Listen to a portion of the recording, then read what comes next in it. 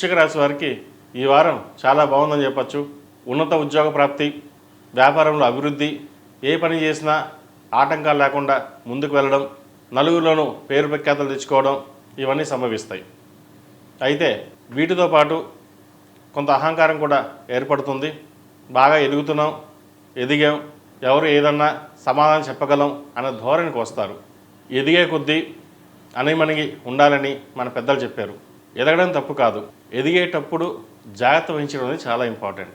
డబ్బు ఇవాళ ఉంటుంది, రేపు పోతుంది, కానీ ఆప్యాయతలు, అనుబంధాలు ఎంతో ముఖ్యం. వాటిని దూరం చేసుకోకుండా ఉన్నట్లయితే భవిష్యత్ బాగుంటుంది.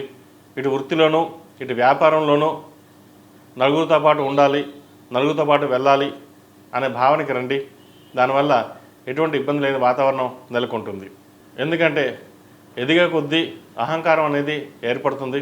మనం బాగానే ఉన్నాం, మనం ఎవరిని ఏమి అనడం లేదు, మన పని మనం చేసుకుంటున్నాం, ఎందుకు ఇలా జరుగుతోంది అనుకుంటారు. కానీ అది మీకు తెలియకుండానే జరుగుతుంది.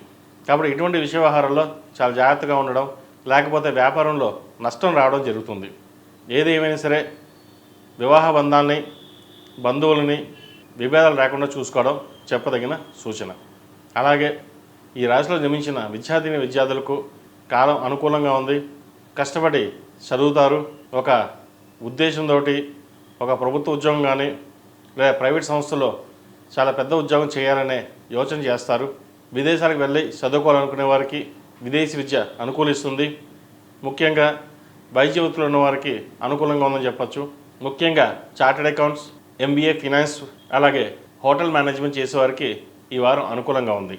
విదేశాల్లో ఉన్నవారికి H1B గ్రీన్ కార్డు కోసం ప్రయత్నిస్తున్న వారికి కొంత ఇబ్బందికరమైన వాతావరణం నెలకొంటుంది. అయితే ఇది తాత్కాలికమే. వీరికి అర్ధాష్టమ శని కూడా పూర్తవబోతోంది. కాబట్టి ఏ పని చేసినా లాభసాటిగా ఉంటుంది. ఈ రాశిలో జన్మించిన స్త్రీలకు విద్యాపరంగా, ఉద్యోగపరంగా, వ్యాపారపరంగా సానుకూల పరిస్థితి గోచరిస్తోంది. నలుగురిలోనూ పేరు ప్రఖ్యాతలు సంపాదిస్తారు.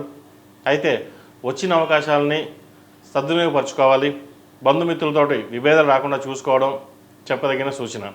మీ ప్రమేయం లేకుండానే బంధువర్గంతో విభేదాలు వచ్చే అవకాశం గోచరిస్తోంది.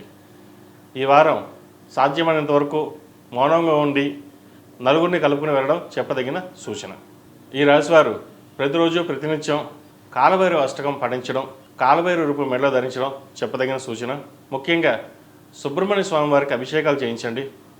ఎంత చేయించగలిగితే అంత మంచిది.